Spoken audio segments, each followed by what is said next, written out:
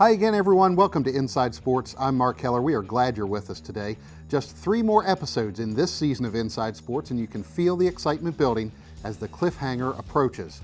We're down to the nitty-gritty in local sports as regular season games are all behind us, and we've reached the postseason. And we have 3 of the Herald Mail insiders here with us today to tell you all about it. First up, Andy Mason joins us to talk about high school wrestling. He'll wrap up everything that happened last weekend at the Washington County Championships and tell us what to look for in this weekend's region meets. Then Bob Parcelletti stops by to discuss girls basketball, where there are a couple of county versus county matchups slated for the first 2 rounds of the MPSSAA tournament. And finally, Kevin Dunleavy will be here to talk boys basketball and how coin flips helped one Washington County team and hurt another. We have plenty on our plates today. Andy Mason gets us started when Inside Sports returns right after this. Cynthia Muller-Sullivan of Sullivan Select Real Estate has been recognized by Homelight in 3 categories: Top Overall Producer, Top Seller's Agent, and Top Agent that sells for more. Unlike other real estate venues, agents cannot pay to be recognized by Homelight. If you are considering the sale of your home, call Cynthia for a free market analysis, 301-988-5115. When it comes to real estate, select the best with Sullivan Select. Thank you for seeing us so quickly. He's just unbearable when he's sick. I'm glad that you came right into Meritus Urgent Care. We have just what you need to feel better faster, young bear. Thank you so much, Doctor. Meritus Urgent Care is located off Moggins Avenue on Creighton Boulevard. For more information, visit meritushealth.com/urgent care. Welcome back to Inside Sports, starting things off today with high school wrestling. Herald Mail insider Andy Mason joins me. 30th annual Washington County Wrestling Tournament in the books from Smithsburg last week, and a familiar champion this year again, Andy, Williamsport with the three-peat. Yeah, Williamsport won its 3rd straight. They've now won it 13 times overall, so they're the all-time leader. North's won it 11 times, Smithsburg's won it 6.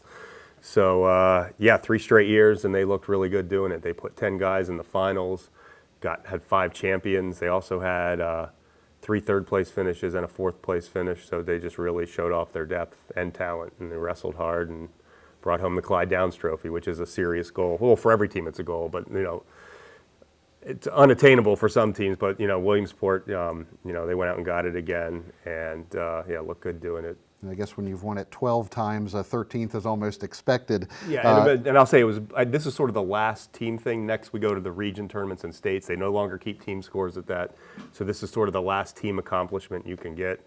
And I think this was especially big for Williamsport because we haven't talked about it on the show yet, but 2 weeks ago, February 12th, they lost a heartbreaker in the region duels finals to Southern Garrett. I believe it was 38-37, 1-point loss. And then Southern Garrett went to the state duels representing 1A West and just destroyed everyone, won the state title. So basically that was the state title match, and Williamsport fell 1 point short there. So it was nice to come back from that heartbreaker and win the county tournament. Let's talk about those champions from Williamsport. A lot of the big names there, but one maybe not quite expected, but 5 champs from Williamsport. Go ahead and give us the list of those. Yeah, we had Zach Starr at 106 pounds, Brandon Myers at 113, Landon Harbaugh at 126, Evan Norton at 170, and Brandon Oyster at 220. 4 of those guys were all number seeds, big-time favorites, and they rolled the titles. The one who wasn't a big-time favorite was Evan Norton at 170, and he was wrestling Ben Petty from Boonesboro, the top seed. At the region duels we just talked about in the semifinals of the duels, Williamsport won a close match over Boonesboro, but in that match, Petty beat Norton, I believe it was 11-7. And then at the county tournament, after 1 period, Petty's up 5-0. After 2 periods, he's up 8-0. Looks like he has the match in hand. 18 seconds into the 3rd period, he's on his back. Norton wins by pin, and those things are always kind of cool. You're never in wrestling. You're never really out of it. Yeah, absolutely. One turn and it's all over the other way. You mentioned Brandon Oyster extends that winning streak that he's been on up to 44-0 now. 44-0, yeah. Almost all of them are pins. He had the quickest pin of the finals at the county tournament, 1 minute and 10 seconds.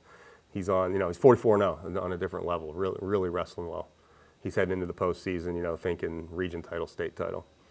Okay, let's look at the other teams that competed, and Boonesboro, best ever finish for them. Came in hard to believe. place. Yeah, 2nd place. I think you asked me, a few weeks ago on the show, what's it going to take for Boonesboro to, be taken seriously or whatever, and I said, well, they will have arrived when they finally contend for a county title. And it wasn't really that close, but they were right there. They went into it with a chance, and they did finish second, their highest finish ever.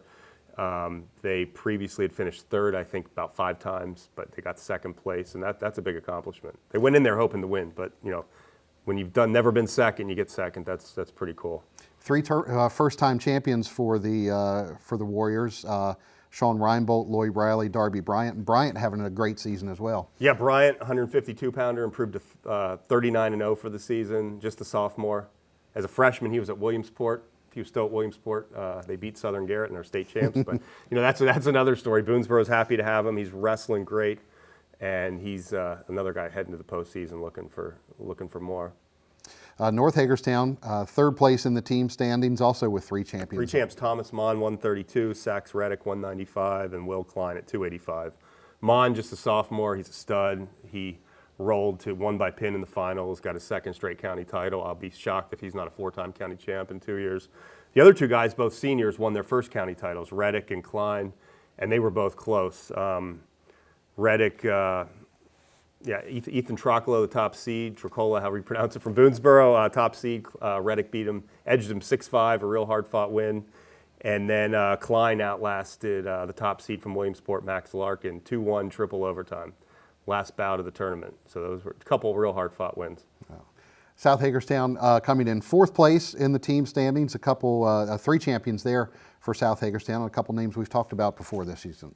Caleb Everhart, one of their studs, got his 2nd county title, 138. Nick Kelball, 145, got his 4th title. I believe it's the 17th wrestler in county history to win 4 titles, but the first ever from South Hagerstown. So a huge accomplishment there. However, he did not get a chance to wrestle. He's the one out of all 14 weight classes. His was the only title bout that wasn't contested because Tyler Crane from Williamsport, who won the semifinal on the other side of the bracket, hurt his knee in the process, so he wasn't able to go out there for the title match. So Kelball just had to go out there and get his hand raised and win by forfeit. I think he would have won anyway, but it's nice when you actually get to fight for the win. But still, not to take anything away from that accomplishment, winning 4 county titles is a big deal, especially when you're the first one ever from your school to do it. And the other champ, Don Bolton, sophomore from South, he won their other title. Okay, well, congratulations to all those individual champions. Now, as Andy said, the team aspect of this is all over. So now we go to region tournaments where it's all about the individuals. Tell us a little bit about those coming up this weekend. Yeah, so the 4A, 3A West, where North and South will compete in, they are, that's a 2-day tournament at Clarksburg High School. 2A, 1A West, they're doing that all at one day at Garrett College Saturday. And, we have 36 Washington County kids still alive between the 2 tournaments, and, this is what it's all about. You finish top 4 in the weight class, you go to states, or you don't and your season's over. And these are great tournaments, tough, competitive, and, the ultimate goal is to get to states. Some guys hope to do better than that at states, but you got to perform this weekend, or that's it. Any kind of dark horses to look for going into this weekend? How about we talk about I'll tell you about the guys who I expect to do well. So Boonesboro, Williamsport, they're each taking 10 guys. Boonesboro has 3 number 1 seeds. Guys we just mentioned is from the county tournament, Lloyd Riley at 145, Darby Bryant is undefeated at 52, and Ethan Trocola at 95. Williamsport has 2 number 1 seeds, Oyster and Larkin. And South has 2. In 4A, 3A West, we don't have any number 1 seeds, but Everhart and Kelball are both seeded 2nd. Thomas Mon seeded 2nd. And we'll see how it goes. Okay, and then that all runs up to the state tournament, which is March 7th and 8th down in Upper Marlboro, correct? Showplace Arena. All right, and we'll have Andy Mason back next week to tell us all about the regional meet and get us ready for the state tournament as well. So Andy, thanks a bunch, appreciate it. Stay with us. Bob Parsletti will be up next to talk girls basketball. Hello, my name is Jim Gross, and I'm very involved in our local sports community, as you may have seen me on the volleyball court, the wrestling mat, or the softball field officiating sports. I'm also the broker and owner of Absolute Real Estate, as I've been making it easy for over 20 years in Washington County for people to buy and sell homes. Call me, Jim Gross, at 301-788-7888 for absolutely the best in savings and service, and ask me about my sports organization donation program. access to high-speed internet is critical for school-aged children. Since 2014, Antietam Broadband and Washington County Public Schools have partnered to connect students and families in need with low-cost, high-speed internet service at home. Every child deserves an opportunity to succeed. Ask your child's teacher for more information on the Antietam EduNet program. A message from Washington County Public Schools and Antietam Broadband. Welcome back to Inside Sports. We'll switch gears now and go to basketball, girls basketball. Herald Mail insider Bob Parcelletti joins me now. Bob, the MPSSAA brackets are set. The pairings are in place. And let's start by talking about the small schools, Class 1A, Section 2, and got a game coming up here Friday. Brunswick at Clear Spring. Clear Spring been, they got some help back here recently. Yes, Kylie McKendrick came back. She had been sick for, she got, I guess it would be an injury, I guess it would be considered, at playing volleyball on October 30th. And it ended up being something more where she couldn't walk for basically a while. And she had a very rare disease that she had to go through, and she came back. And on the 11th of this month, she came back and played her first game, and she's played the last 6 games for Clear Spring, and it's made a huge difference for them. She's been in double figures in 5 out of those 6 games, and she had 9 in the other one. And it's a different look for Clear Spring, but it's like what could have been if she was healthy, if she had been able to be healthy all year. Kind of gives a helping hand to Sarah Greenlee, who's really been kind of the mainstay so far. She's been really the workhorse. I mean, she goes in there and she rebounds and she scores, and then there's usually like one other girl that kind of chips in. You know, it's different every game, but one other girl that chips in for them. And now they really have Greenlee who can play inside, and McKendrick is more of a driver and a disher type of person. But she goes to the basket and she puts up threes. So it kind of opens them up a little bit, but it's still going to be a tough road for them to go from there.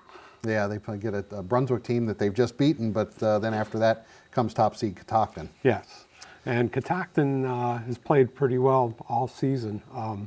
They've number 2 seed is Smithsburg, and they've beaten them twice. And so that's, if Smithsburg is going to get back to the state finals like they were last year, that's going to have to go through Thurmont.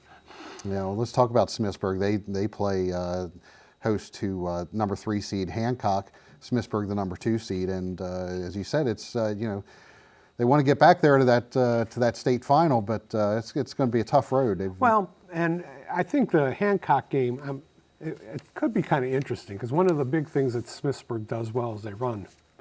And Hancock has a group of girls that can run too. It's just a matter of how well they shoot. But I mean, they've shown some diversity, Hancock has. Sarah Dahl, who's usually an inside player, pops out and shoots some threes. Well, you got Bailey Grove that can go outside and shoot. She doesn't always shoot threes, but she's an outside shooter. You got Chloe Stotler, and who kind of like plays a little bit of point guard, but she also shoots from the outside. That's Ashley Davis, you know. They have Lauren Golden, who's a point guard, and they got Lexi Henderson. And, you know, it would be interesting to see that game. It'll probably start well, but because I think in the long run, Smithsburg will, because of their experience, will pull that game out. One of the keys for Smithsburg, I know you've pointed out several times this year, but it kind of comes to Grove, sort of being the focal point for them, and kind of the do-all person on the floor. Well, she's played like this is like her 4th year, and her first year and her 3rd year, she was on the this year and in 2018 was the one where they got beat by Catoctin. And that was the year where she didn't play very much on the inside, or very well on the inside. She wasn't getting rebounds. She wasn't getting to the foul line. The seasons that Smithsburg has gone places, she's been able to battle on the boards, get the tough points, get fouled, go to the foul line. I mean, it wasn't uncommon to see her shoot 10, 12, 15 foul shots in a game in some cases because of the way she fought in there. And when she's out of there, there's just not somebody in the middle that does the same things that she does. Ashley Davis rebounds, and she's like the second rebounder on the team, but it's not those tough rebounds. And so she makes a big difference for them. Let's go to 2A West and a couple games involving Washington County teams, and both county teams in there are sort of on the lower end of the bracket. Williamsport at the number 4 seed, they'll face Seneca Valley, the 5 seed. That game played at Williamsport. I think that was a coin flip too, because both of them have the same record, even though they didn't play against each other. So I think Williamsport won the coin flip, and the winner of that has the honor of playing Middletown, the top seed, with only 1 loss. You know, Williamsport sort of reinvented themselves at the beginning of the season, and then mid-season they had to reinvent themselves back to what they used to be to get to where they're at now. They were trying to open up the game earlier in the season, but when Bryson Ostrom got hurt, all of a sudden it ended up being put the girls on the blocks and let's pound it in, because Jordan Yakel and Chloe Bittner have been very big for them in success, because they've been able to pound the game inside to keep things going. And Yakel's had a nice run here toward the end of the season. And then you have Boonesboro, the number 6 seed. They'll face the number 3 seed Oakdale, that one down at Oakdale. They played Oakdale about 3 weeks ago, and it was a lot closer. Coach Sam Conley was really happy with the way they played there, and they showed signs. I think with Boonesboro is they have a lot of young girls playing. They have about 3 girls that can play really well. It's a case of everybody staying on the floor, really.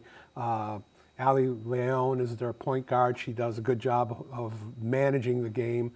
Paige Smith is the shooter. She's kind of the fearless shooter out there. And then they have Josie Wells, who's on the inside. But she has had a tendency of being in foul trouble. And when she's in foul trouble, they have not a lot of people that can go after the ball inside. Let's go to 3A West, and in there we get another county versus county matchup. South Hagerstown and North Hagerstown. This one being played at North Hagerstown. Yeah, it's. I think they've done this like 3 years in a row, I think, and they'll match it up again. North has won both games. South has shown. I saw them play the other day. For a team that was like 1-19, there you can see things there. It's just that at times it just seems a little more mechanical than instinctual on what they're doing. You know, they have to think about what they're doing. And but there's a couple of players in there that are young that are going to be doing things, I think, for them down the road. And Paige Whittington, who's a point guard, and this Cheyenne Price, who showed some really nice athleticism around the baseline and trying to, come up with shots. She had a nice runner on the baseline in that game. And then Aaliyah Creary showed that she can hit a couple threes. Now, they didn't score a lot of points, and that's been the problem. They haven't put the ball in the hole a lot. But Coach Matt Faircloth has done a great job in trying to coach them up and get them ready to play. Okay. Bob Parsletti, thanks a bunch. Stay with us. Kevin Dunleavy's up next with boys basketball.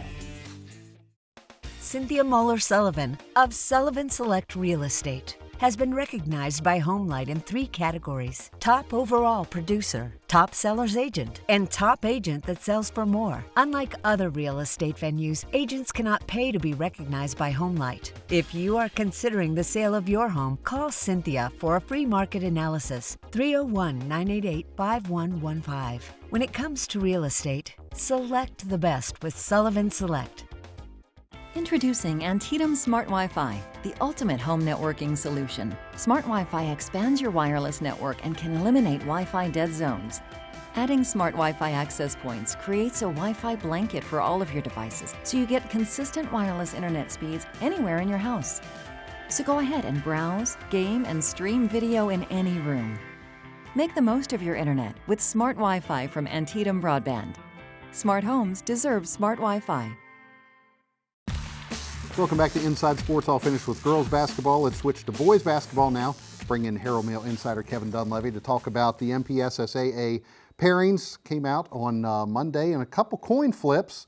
in some of these brackets, Kevin. One good to a Washington County team, one not so good. Well, let's start with the one that was not so good. 3A West Region 2, North Hagerstown losing a coin flip, and that really kind of hurts them in the seedings with Frederick winning that coin flip. Yeah, just for a selfish reason, it would have been nice to see North win that flip, and then they would have played South for the third straight year in the playoffs after having not played for, something like 25 years. But anyway, it's a much tougher path now for North. They've got to play Tuscarora.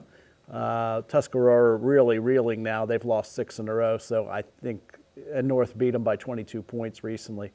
So North should have a pretty easy time there, but then they got to go up against Linganore, who did not lose a game in the CMC Spires this year, and is playing tonight on Tuesday night in the CMC title game. And Frederick then at the 3 seed, they go up against arguably the hottest team in the bracket, and that's the number 2 seed, South Hagerstown. Yeah, they've won 10 of 11 and 7 in a row, and they'll have a big layoff now. We'll see how that will affect them, but they've been good, and Frederick's been really good as well lately. They just beat Oakdale last week. That allowed them to tie North for that third spot in the region. So there's a lot of hot teams in that region. There's only 5 teams in the region, but other than Tuscarora, any one of these teams could win it all.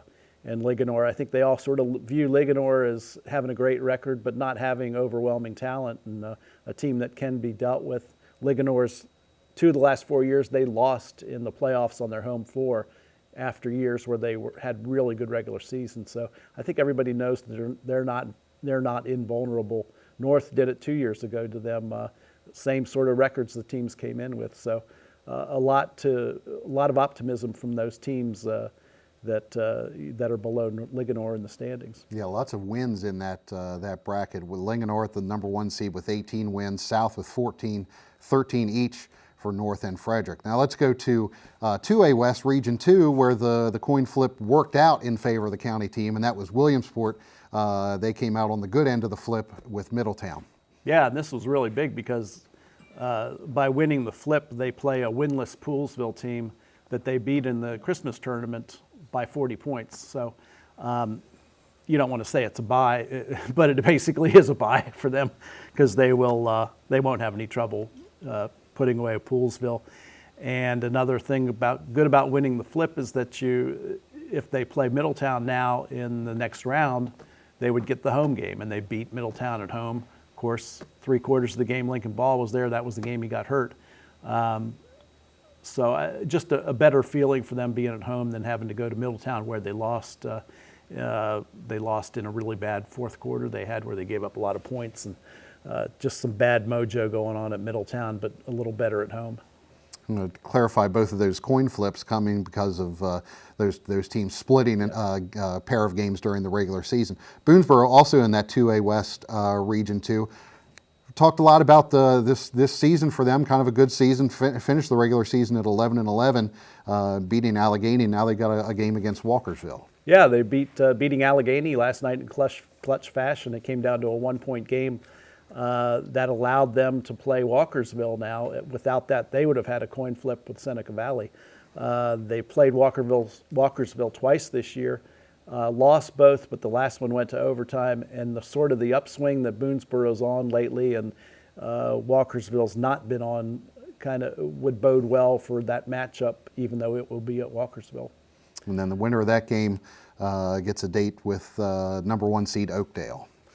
Yeah, and they play tonight in the CMC title game, and maybe they're vulnerable. They lost to Frederick recently, and they're a team that that's had a great record, but you can see times where their offense it kind of lacks, and they're not a team that's overwhelming anybody with their talent. They do overwhelm you with their pace and their depth. Let's go to 1A West Region 2, and we talked a little bit about Hancock having the number 2 seed. You mentioned a layoff before, but boy, Hancock's got a big layoff coming into the playoffs. Yeah, 18 days, and I seem to remember this last year. I think it's scheduling is always a difficult thing because they're not in the league, and you kind of schedule whoever you can, whenever you can, and you don't have something, you can't dictate that as well as the other teams that are in leagues.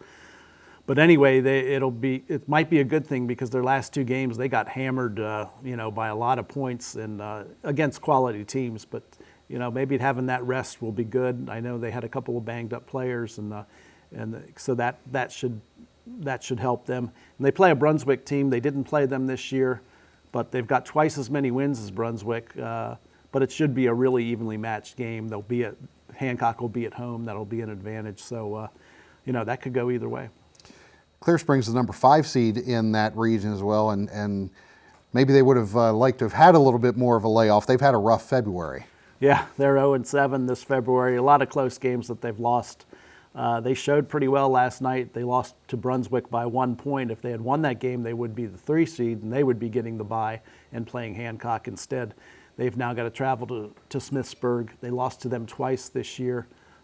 Both games fairly decisive, so that's a good matchup for Smithsburg as they look to play Catoctin, and they got to view Catoctin as a team that they can beat. They lost to them twice this year, but both games came down to 3 points, and Smithsburg is playing very well now. Their record doesn't show it, but they've had very competitive games. They took South Hagerstown to overtime on Friday and almost upset Middletown. So they're on an upswing despite a record that doesn't look very good. They're 6-16, but I wouldn't be surprised to see them come out of that region. Real quick, closing out the Mason-Dixon Christian Conference Championship. We talked about Heritage having the opportunity to get there. They did get into the championship game, but Cumberland Valley Christian just way too much for Heritage. Yeah, their 6'6" guy, Caleb Eckert, just capped a brilliant season. He's the player of the year in the regular season and then was the MVP of the tournament. He's 6'6". He's tough to handle, and he's really mobile. It's not just he's a big guy, but that was a tough matchup for Heritage. They don't have anybody that anywhere in his class, and he took it to them. They beat them 67-33, even though that Heritage beat them earlier in the year and took them to overtime in another game. Okay, Kevin, thanks a bunch. Stay with us. We'll wrap things up right after this. Introducing Antietam Smart Wi-Fi, the ultimate home networking solution. Smart Wi-Fi expands your wireless network and can eliminate Wi-Fi dead zones. Adding Smart Wi-Fi access points creates a Wi-Fi blanket for all of your devices, so you get consistent wireless internet speeds anywhere in your house. So go ahead and browse, game, and stream video in any room. Make the most of your internet with Smart Wi-Fi from Antietam Broadband. Smart homes deserve smart Wi-Fi. Thank you for seeing us so quickly. He's just unbearable when he's sick. I'm glad that you came right into Meritus Urgent Care.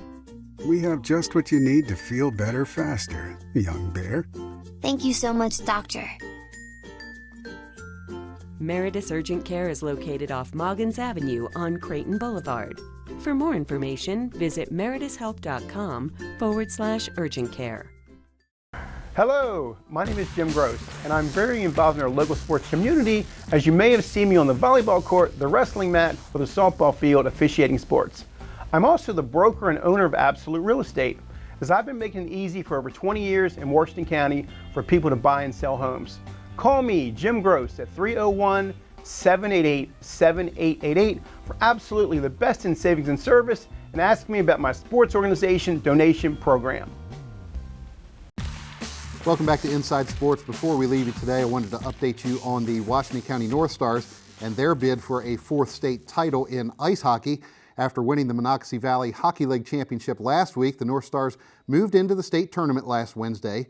They rallied in the second half of the game, scoring 3 straight goals to take a 4-2 lead, then holding on to beat South River 4-3. But the North Stars season came to an end on Monday, losing to Marriott's Ridge 5-0 in the state quarterfinals. The North Stars finished the year with a 14-3-1 record. Congratulations to them on an outstanding season. Well, that's all we have for Inside Sports this week. Don't forget to look us up on social media. On Twitter, we are at Inside Sports OL. On Facebook, Instagram, and Snapchat, it's at Inside Sports Now. My thanks to Andy Mason, Bob Parcelletti, and Kevin Dunleavy for being here today. And of course, thank you for joining us. Have a great weekend, everyone. We'll see you back here next weekend on The Inside. Hey, your sisters and your brothers, your haters and your lovers. We gotta get up in the streets.